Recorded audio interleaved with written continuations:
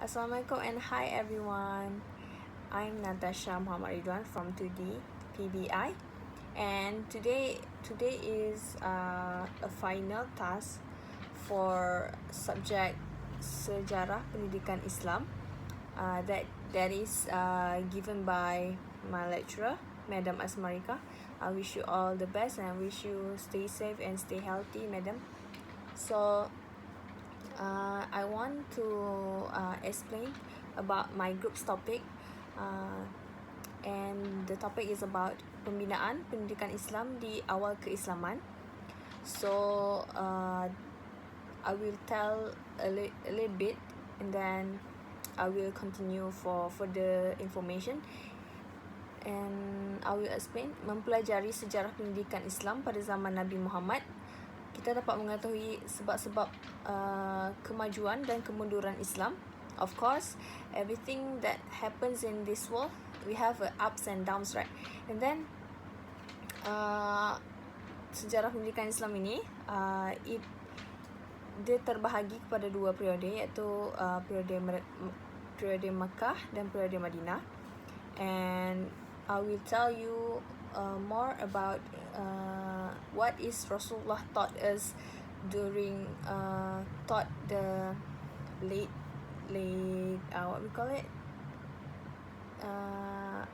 umat pada zaman dahulu, iaitu Rasulullah mengajar pendidikan keagamaan, pendidikan akliyah, pendidikan ilmiah, of course, pendidikan akhlak dan budi pekerti, pendidikan jasmani dan kesihatan, pendidikan Islam pada masa Rasulullah di Madinah, pembentukan dan pembinaan masyarakat baru menuju satu kesatuan sosial dan politik, pendidikan sosial politik dan kewarganegaraan, dan pendidikan anak dalam Islam.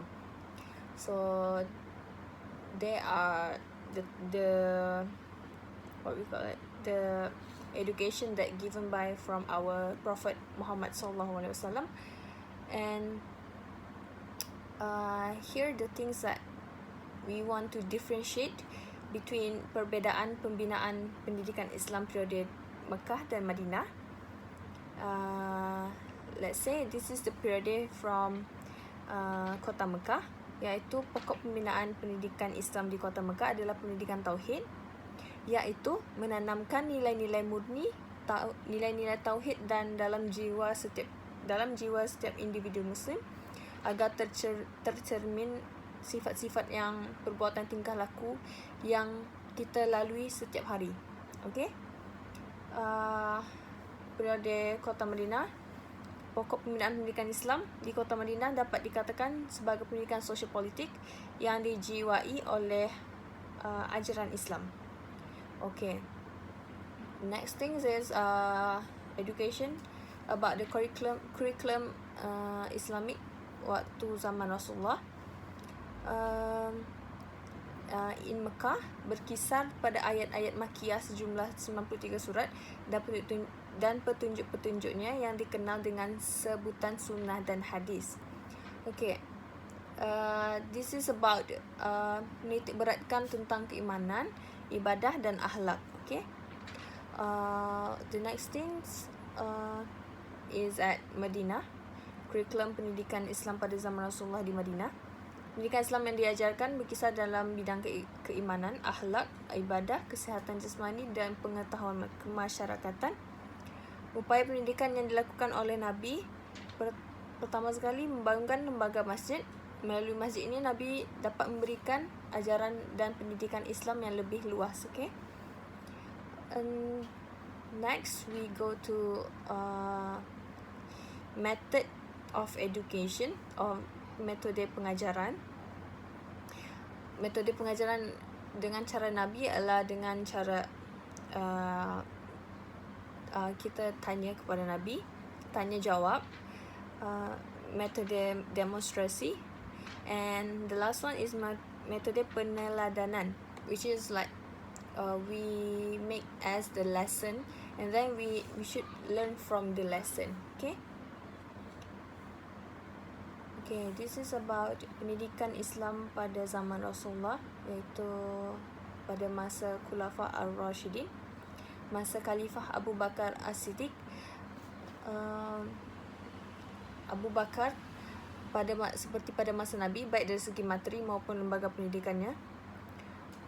Dari segi materi pendidikan Islam terdiri dari pendidikan tauhid dan keimanan, akhlak, ibadah, kesihatan dan lain-lain. Okey. Menurut Ahmad Shalabi, lembaga untuk belajar membaca menulis ini disebut dengan kata kutab. Kutab merupakan lembaga pendidikan yang dibentuk setelah masjid. Selanjutnya, Asama Hasan Fahmi mengatakan bahawa kutab didirikan oleh orang-orang Arab pada masa Abu Bakar dan pusat pembelajaran pada masa ini adalah Madinah, sedangkan yang bertindak sebagai tenaga pendidik adalah para sahabat Rasul terdekat, para sahabat Rasulullah yang terdekat. Lembaga pendidikan Islam, masjid dijadikan dengan benteng pertahanan rohani, tempat pertemuan, dan lembaga pendidikan Islam sebagai tempat salat berjemaah, membaca Al-Quran dan lain-lain. Okey.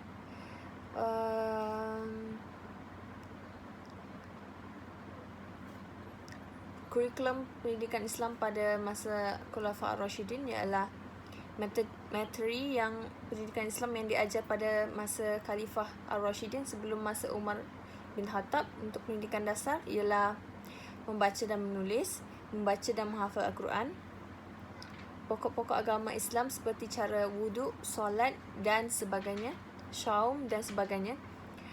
Pada zaman ketika Umar bin Khattab diangkat menjadi khalifah, iaitu memberi instruksi kepada penduduk kota agar anak-anak diajari dengan berenang, mengendarai unta, memanah, membaca dan menghafal syair-syair yang mudah dan peribahasa, mempelajari peribahasa. Sedangkan materi pendidikan pada tingkat menengah dan tinggi terdiri dari Al-Quran dan tafsirnya, hadis dan pengumpulannya, dan terakhir sekali fiqh, iaitu tashrik. Okay, I think that's all from me. I hope Madam will read about my presentation, and please stay safe, and thank you so much for teaching me and my classmates. I hope you do well with your family and stay safe, Madam. Bye. I love you so much. See you in the next semester, inshallah.